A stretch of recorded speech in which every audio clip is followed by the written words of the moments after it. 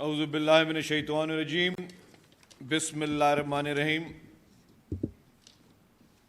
हमारे स्टेज पे मौजूद Pakistan federal union of journalist के अमायदीन अहदेदारान, यहाँ पिंडाल में मौजूद Pakistan federal union of journalist के रुकन मेंबर्स,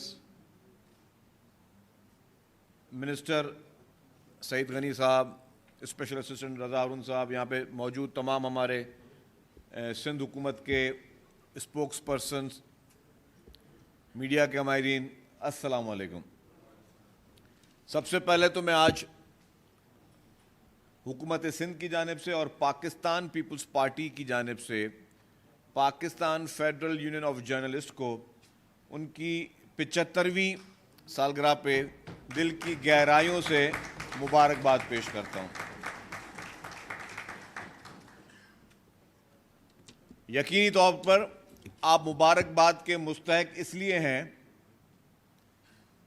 कि आपने आज से 75 साल पहले जिस तरीके के भी हालात थे, उन हालात में इकट्ठा होने का सोचा, एक यूनियन बनाई और यूनियन का मकसद जो था और अगराज व मकासद वो ये थे कि आपने सच के साथ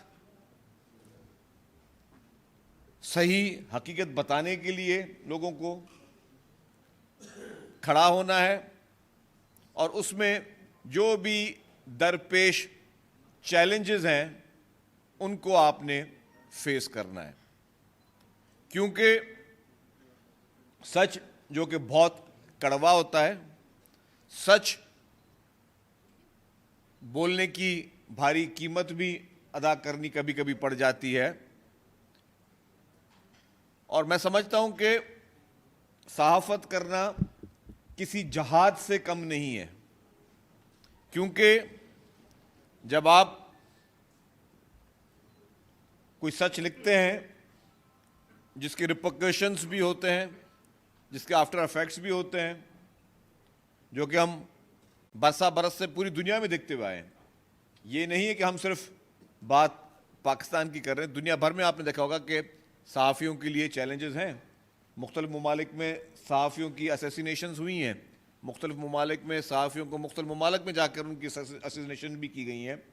तो उन तमाम हालात में रहकर इस जो है वो फील्ड को देखना जो है और उसमें काम करना एक चैलेंज की बात है और आप लोगों ने बखूबी से जो है उस चैलेंज को निभाया है।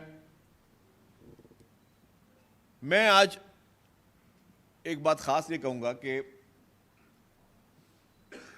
तमाम लोगों ने खिताब किया, तमाम लोगों ने तकारीर की, पाकिस्तान पीपल्स पार्टी और सिंध हुकूमत की तारीफ़ें की कि काफ़ी अरसे से पीपल्स पार्टी और सिंध हुकूमत ने जो है वो सहाफ़ियों के लिए पूरे पाकिस्तान में सबसे बेहतर रही। मैं आपको बात बता दूं कि ये सारी चीज़ ये ना मेरे जहन की बात है, ना ये मेरा या हमारी गवर्नमेंट का क्रेडिट है। ये सारी चीज़ें हैं तरबियत का नतीजा, और वो तरबियत जो कि शहीद जुल्फ़कार अली भुट्टो की हुई है, वो तरबियत जो कि शहीद मोहतरमा बेनज़ीर भुट्टो साहिबा की हुई है, वो तरबियत जो कि मोहतरम आसिफ अली ज़रदारी साहब जब पिछले 5 साल जब प्रेसिडेंट से तब की है, कि ये सारी चीज़ों की बुनियादें पीपल्स पार्टी की लीडरशिप ने रखी हैं। जब भी कल भी बात हो रही थी, मुसावात पे पाबंदी लगी या जब भी कोई तहरीकें चली, तो आपने शहीद मोहतरमा बेनज़ीर भुट्टो साहिबा को देखा होगा, बेगम नुसरत भुट्टो साहिबा को देखा होगा कि सहाफ़ियों के साथ खड़ी होकर उन्होंने जदोजहदें की हैं। उन्होंने लाठियां डंडे खाए सहाफ़ियों के साथ बैठकर। जब आंसू गैस के शेल चलते थे तब भी लीडरशिप वहाँ मौजूद होती थी, ड्राइंग रूम में बैठ के नहीं मौजूद होती थी। इसी तरीके से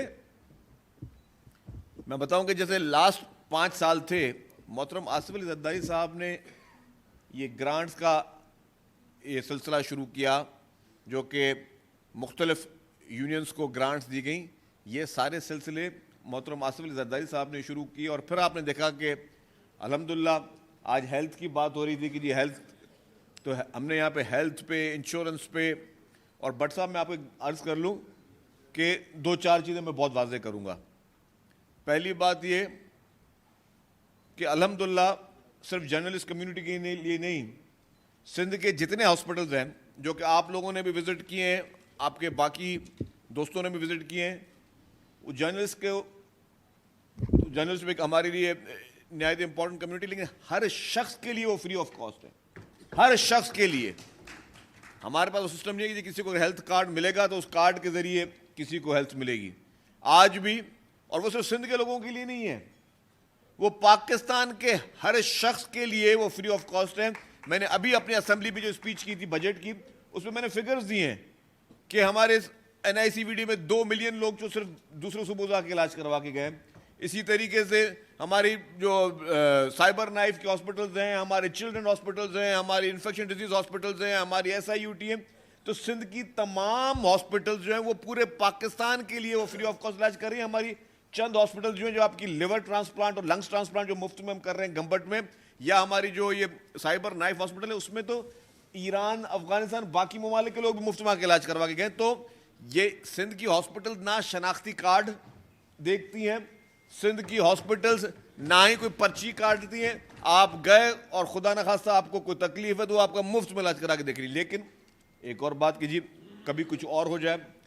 मैं आपको बता दूं कि ये जितने भी जर्नलिस्ट पूरे पाकिस्तान के मौजूद हैं और उसमें जितने लोग हमारे सिंध के जर्नलिस्ट होंगे, वो गवाही देंगे कि कभी भी खुदा ना खास्ता कभी किसी जर्नलिस्ट पे कभी कोई हमला भी हुआ है, या हमने दूसरे शहरों से कभी जर्नलिस्ट पे कोई अटैक्स हुए, या यहाँ पे किसी की खुदा ना खास्ता कोई फौतगी हो जाए, कोई भी मसला हो जाए ना, तो हम बगैर 1 सेकंड के, और ये सिंध गवर्नमेंट की तरफ से इंस्ट्रक्शंस है, बगैर 1 सेकंड डिले किए हुए अगर हमें किसी बड़े से बड़े प्राइवेट हॉस्पिटल में भी पेशेंट को हमने दाखिल करवाना था तो 1 सेकंड में हमने करवाया। ये मेरे सहाफ़ी दोस्त यहाँ बैठे वो गवाह हैं इसके। कभी नहीं सोचते कि भाई ये कौन सी अखबार से, पूछते नहीं कहाँ से, कौन सी अखबार से, कौन से TV चैनल से, क्या इसने कभी हमारे खिलाफ तो नहीं लिखा था, या कभी हमारे मुखालिफ पार्टी का बीट रिपोर्टर तो नहीं है। नेवर। ये ना तरबियत है, ना कभी सोच, और इंशाल्लाह ताला मरते दम तक पाकिस्तान पीपुल्स पार्टी ये सोच हो ही नहीं सकती। ये हमारे दोस्त बैठे, काफ़ी दोस्त हमारे बैठे हुए, किसी को किसी इदारे ने निकाल दिया, किसी भी उस बात में हम खड़े हुए, उन इदारों से हमने बात की, हमने किसको रखो अगर आपको किसी की ज़्यादती हुई है। मैं नाम किसी का नहीं लूँगा, लेकिन काफ़ी दोस्त जो है वो आपको बताएं। तो इसी तरीके से हमारा जो पीपुल्स पार्टी का जो कल्चर है, वो उसका जीना और मरना पीपुल्स पार्टी का सिर्फ और सिर्फ जो है वो आज़ादी सहाफ़त के साथ है, हमारे साफ़ी भाइयों के साथ है, हमारे जर्नलिज्म के साथ है, बशमूल इसके कि सबसे बड़ी मीडिया ट्रायल की विक्टिम अगर कोई रही है तो वो पाकिस्तान पीपुल्स पार्टी रही है। आपने कहा बिल्कुल सही, कल भी कहा, आज भी आपने बात कही कि पिछले 40 साल से पीपुल्स पार्टी के खिलाफ एक सोची समझी साजिश के तहत पीपुल्स पार्टी के खिलाफ मीडिया ट्रायल रहा है।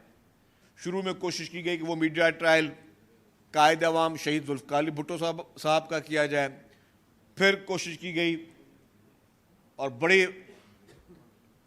मुनज़्ज़म तरीके से शहीद मोहतरमा बेनज़ीर भुट्टो साहबा की हयाती में उनका भी मीडिया ट्रायल किया गया। फिर मोहतरम आसिफ अली ज़रदारी साहब प्रेसिडेंट ऑफ पाकिस्तान का एक बाकायदा सोची समझी साजिश के तहत जो है वो मीडिया ट्रायल किया गया। और अनफॉर्चुनेटली मुझे कहना पड़ता है उसमें मीडिया हाउसेस भी उसके आलाकार बने। तो आप मुझे बताएं, पीपुल्स पार्टी की लीडरशिप का मीडिया ट्रायल हुआ तो बदले में पीपुल्स पार्टी की लीडरशिप ने या पाकिस्तान पीपुल्स पार्टी ने कितने मीडिया हाउसेस बंद करवाए? मुझे कोई एक नाम बता दे। किससे कोई बदला लिया है? मुझे कोई एक नाम बता दे। कितने मीडिया के मालिकान को गिरफ्तार कराया? मुझे एक नाम बता दें। कितने सहाफ़ी गिरफ्तार करवाए? मुझे एक नाम बता दें। कभी भी नहीं।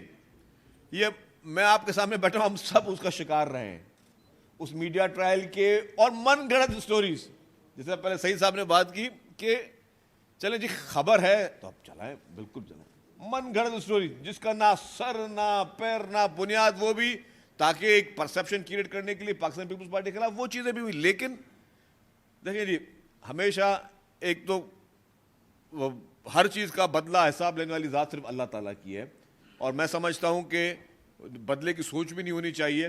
लेकिन आप अपने काम करते रहें, आप अपने उस मंजिल के लिए आप चलते रहें, आप अपनी नेकी दिखाते रहें।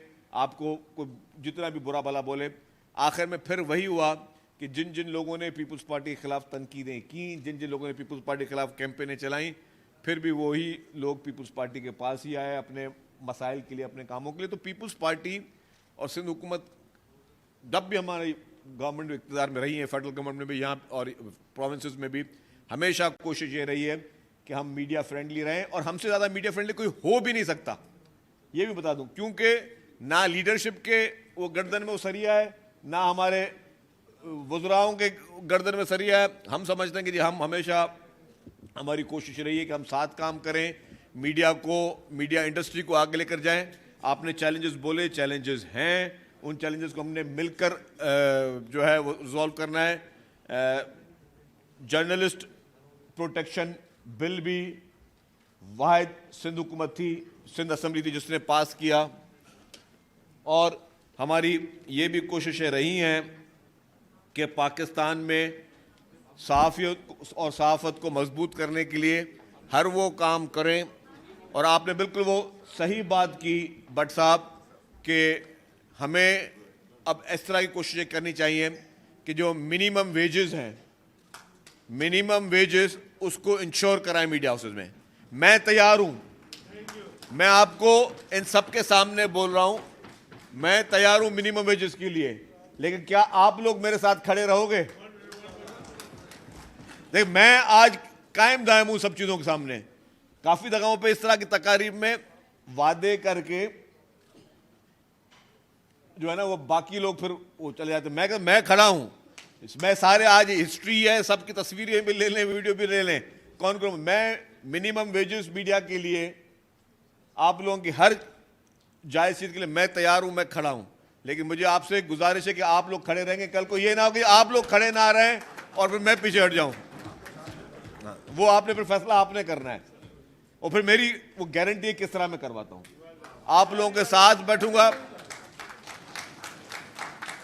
एक दफा मैं गया एपीएनएस की तकरीब में, आज से मैं चौथी दफा इंफॉर्मेशन बनाऊं जो फर्स्ट टाइम बना था। एपीएनएस तकरीब में गया तो बोला जी कि यार अखबारों को जो है वो इश्तिहारात जो है वो उसकी तकसीम मुनसिफाना होनी चाहिए, इस तरह होनी चाहिए। मैंने उनको कहा एपीएनएस की तकरीब में, मैंने कहा यार बात सुने, ये इश्तिहारात है ना मैंने आपके हवाले किए एपीएनएस के, मैंने एपीएनएस फैसला करे कि कौन से अखबार को कितने इश्तिहार देने चाहिए, मैं आपके ऊपर छोड़ता हूं। मुझसे उन्होंने अग्री कर लिया। फिर मैंने पूछा भाई क्या हुआ, अखबार का इश्तिहार देने रोजाना मतलब किसको दूं, जवाब ना दे। मैंने उनको राइटिंग में लेटर लिखा, मैंने कहा जी आपको हम भेज रहे हैं, आप बताएं कि किसको इश्तिहार देने। नहीं बताया उन्होंने, मुकर गए। तो इसलिए मैं बोल रहा हूं कि आप भी आज भी मैं बॉल आपके कोर्ट में डालूंगा कि आप लोग अगर खड़े रहें, ये मेरी गारंटी है इंशाअल्लाह ताला। अल्लाह ताला ने चाहा कि मिनिमम वेजेस जो आप लोगों के हैं वो हर वर्कर के करवाना उसका हमारी जिम्मेदारी, लेकिन फिर आप लोग खड़े हो रहे हैं। लेकिन बाद में होता यह कि तो हमें सबने मजबूती के साथ इसको करना है, क्योंकि यकीनी तौर पे मिनिमम वेजेस सिर्फ हम मीडिया की बात नहीं करते, गवर्नमेंट और ये सिंध हुकूमत है जिसने हमेशा मिनिमम वेजेस की बात की। अभी भी सबसे ज़्यादा मिनिमम वेजेस सिंध हुकूमत ने ही मुकर्रर की, और हमारा मकसद भी यही है कि गरीब को उसकी उजरत मिले। और मिनिमम वेजेस जो आज के हालात हैं महंगाई के, जब मीडिया हाउसेस कमा रहे हैं तो क्यों नहीं वो गरीब जो है उसको वो मिनिमम सैलरी दी जा सकती। हमारे पास खुसूसी तौर पर जो है वो इस बार मुबारकबाद के मुस्तहक हम सब हैं। आपकी 75वीं सालगिरह भी अच्छे टाइम पे आई है कि जब यौम आज़ादी की तकरीबात पूरे पाकिस्तान में चल रही हैं, और उस यौम आज़ादी की तकरीबात में इस बार पहली तारीख से लेकर जो है यौम आज़ादी की तकरीबात चल रही हैं। कल भी हुई थी, आज भी तकरीबात हैं, और ये ख़ास तौर पे हम खुसूसी तौर पे इसलिए हम लोग मना रहे हैं कि हम लोग जो है पाकिस्तान ने भारत को तारीख़ी शिकस्त जिस तरीके से दी, जो मार्का हक हमने जिस तरीके से पूरे हमारे अफवाज ने, हमारी फोर्सेस ने लिया, मैं समझता हूँ कि इस बार उस खुशी को सेलिब्रेट करने का मज़ा ही कुछ और है। मैं जब ये ताज़ा वाक़या हुआ तो मैंने तमाम अपने असेंबली में भी लोगों को बोला कि यार पाकिस्तानी पासपोर्ट में सफ़र करने का जो मज़ा इस बार आया वो इससे पहले कभी नहीं आया था। और मैं आपको यकीनी तौर पे बता रहा हूँ, लोगों के चेहरे इमिग्रेशन के देखने के थे। पहले शायद इतनी हमें वो वैल्यू उतनी नहीं मिलती थी, लेकिन इस जंग जीतने के बाद, इस भारत को तारीखी शिकस्त के बाद जो पाकिस्तानी पासपोर्ट पे सफ़र करने का मज़ा है ना, तो इसकी लुत्फ़ भी मैं कहता हूँ अल्लाह ताला फिर सबको वो सफ़र करवाए। लेकिन आपको पता चलेगा कि आपके पासपोर्ट को इस वक्त दुनिया भर में जो वैल्यू है, क्योंकि आप एक सुपर पावर हैं, आप एक ताकतवर मुल्क हैं, और इस मुल्क को जिसने इस बार तारीखी फतेह हासिल की है, इस मुल्क को एटमी ताकत भी कायद अवाम शहीद जुल्फ़िकार अली भुट्टो साहब ने बनाया, इस मुल्क को मिसाइल टेक्नोलॉजी भी शहीद मोहतरमा बेनज़ीर भुट्टो साहबा ने बनाया। तो आज आपके उस मुल्क, माशाल्लाह हमारा मुल्क पूरी दुनिया में जो है वो फ़ख्र के साथ जो है वो अपना सफ़र तरक्की की राह पे गामज़न करके बैठा हुआ है। यहाँ पे हमारे दोस्त ने बात की, इससे पहले मैं बात कर गया, जो नेगेटिव जो परसेप्शन बनाई जाती है, मैं मुख्तसर करूँगा बात। आपको एक बात बता दूं कि वादे कुछ और लोगों ने किए थे हमारे मुल्क में तरक्की के। इस वक्त जब आप बैठे हुए हैं, छोटी बात नहीं है, सिर्फ इस बार एजुकेशन डिपार्टमेंट में 93,000 लोगों को नौकरियां दी गई हैं, 93,000 लोगों को, और 100% मेरिट पे IBA ने उनके टेस्ट कंडक्ट किए, जिसमें ये प्रोसेस शुरू हुआ था सईद गनी साहब के दौर में। सईद गनी साहब कि अपने घर का फैमिली मेंबर ने वो फेल किया, नहीं हो सके, फिर जो सेक्रेटरी एजुकेशन थे उन्होंने उनका कोई घर का फर्द था, वो भी वो टेस्ट क्लियर नहीं कर सके IBA की। 93,000 नौकरियां जो हैं वो पाकिस्तान पीपल्स पार्टी की सिंध हुकूमत ने दी है, और दुनिया की तारीख का सबसे बड़े में बड़ा हाउसिंग प्रोजेक्ट जो कि फ्लड अफेक्टीज के लिए है, कि जो वो लोग जो इन सैलाबों में, बरसातों में बेघर हो गए थे, दुनिया की तारीख का सबसे बड़े में बड़ा हाउसिंग प्रोजेक्ट 21 लाख घर भी पाकिस्तान पीपल्स पार्टी की हुकूमत सिंध जो है वो अभी पूरा कर रही है, उस पर कामयाब हो रही है, और ये दुनिया की तारीख का सबसे बड़े में बड़ा है। तो प्रोपेगेंडास, नेगेटिविटी अपनी तरफ से चलती रहेगी, लेकिन आपने अपनी तरफ पे खिदमत पे फोकस करना है। मैं बताता हूँ, कोई मुझे एक टीवी चैनल का नाम बता दें जिसने 21 लाख घर जो बने हुए उसमें खुद जाके किसी ने जाके पैकेज बनाया हो, कि यार ये तो मतलब आम बात नहीं है ना। ये वो बरसातों पे जो लोग, बरसात पड़ती थी तो वो लोग जो कि कच्चे की ज़मीन से उठकर रोडों पे आके खेमे लगाते थे, इस बार बरसातों में उन लोगों ने अपने घर में बैठ के उस बरसात को एंजॉय किया। लेकिन हम अपने मुल्क का जो पॉजिटिव इमेज है वो भी आगे करना हमारी मीडिया का काम है। हमारी मीडिया का काम है कि हम अपने पॉजिटिव इमेज को आगे लेके जाएं। हमारे सहाफ़ियों का काम है, हमारे मीडिया हाउसेस का काम है। मेरी इल्तजा ये होगी, जो पॉजिटिविटी है उसको ज़रूर दिखाया जाए। नेगेटिविटी, हमने बहुत नेगेटिविटी दिखा के कंपटीशन हो गया नेगेटिविटी दिखाने का, जिससे कोई रिजल्ट नहीं मिली। लेकिन हम अपने मुल्क की पॉजिटिविटी दिखाएं कि हम कौन कौन से काम करें। और मैं तो छोटी बात नहीं कर रहा, पूरी दुनिया की तारीख का, इससे पहले नेपाल में जब ज़िलज़िला आया था तो 8 लाख घर बने थे। पूरी दुनिया की तारीख का सबसे बड़े में बड़ा हाउसिंग प्रोजेक्ट पाकिस्तान में, सूबा सिंध में बन रहा है। उसके लिए क्यों नहीं हमारे मीडिया हाउसेस खुद जाते हैं, खुद जाके वहाँ पे वो क्लस्टर्स दिखाते हैं कि उन लोगों के चेहरों की कोई रौनक क्यों नहीं दिखाता। उस गरीब आदमी जिसके घर में छत नहीं थी, कच्ची छत में उसने बरस गुजार लिए, आज उसको पक्की छत मिले, तो उसको हम, ये हमारा जर्नलिज्म जाके क्यों नहीं उसको दिखाता कि यार इतनी पॉजिटिविटी भी हमारे मुल्क में हो रही है। तो मेरी गुजारिश और इल्तिजा हमेशा ये रहती है कि हमें हमेशा बेहतरी चीज़ों को लेकर की तरफ जाएं। हमने पहले भी इस्लामाबाद के, लाहौर के, खैबर पख्तूनख्वा के जर्नलिस्ट को हमने दिखाया सिंध के सारे प्रोजेक्ट्स, कि जी हमने थरकोल भी दिखाया है जहाँ पे बहुत बड़ी माइनिंग हो रही है। और थर पार्कर के कोयले का मैं आपको एक बता दूं कि ये छोटी बात नहीं है। कहते थे कि जी पूरे पाकिस्तान में सबसे बैकवर्ड एरिया थर पार्कर था, तो शहीद मोहतरमा बेनज़ीर भुट्टो साहबा की वजह से, उनकी काविशों की वजह से, जो उन्होंने उनका एक ख्वाब था जिसको प्रेसिडेंट आसिफ अली ज़रदारी साहब ने पूरा किया, चेयरमैन बिलावल भुट्टो ज़रदारी साहब उसको पाए तकमील पर लेके जा रहे हैं। उस वजह से वो थर पार्कर पूरे पाकिस्तान को पालेगा। ये मैं आपको आज ये मेरी बात को लिख लें। थर पार्कर में कोयले में 200 साल तक आप बिजली एक्सपोर्ट कर सकते हो, 200 साल तक, 2 सदियां जो बिजली एक्सपोर्ट कर सकते हो। तो वो थर पार्कर जिसको हमने हमेशा इग्नोर किया, और आज आपकी स्टडीज़, मेरे सारे जर्नलिस्ट बैठे हुए हैं, आपके पूरे पाकिस्तान के बिजली के माहिरीन कह रहे हैं कि जी थर्मल की बिजली भी अपनी जगह पे, बाकी बिजली भी अपनी जगह पे, लेकिन जो सस्ते में सस्ती बिजली पैदा होती है वो कोयले से होती है।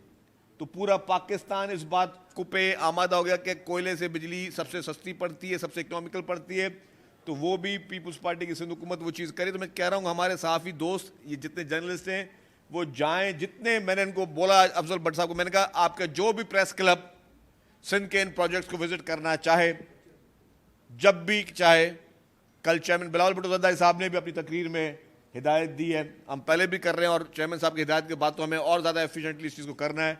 जो भी प्रेस क्लब चाहे आपका, हम आपको दावत देते हैं कि आप हर हफ्ते आएँ, हर महीने आएँ, हर साल आएँ।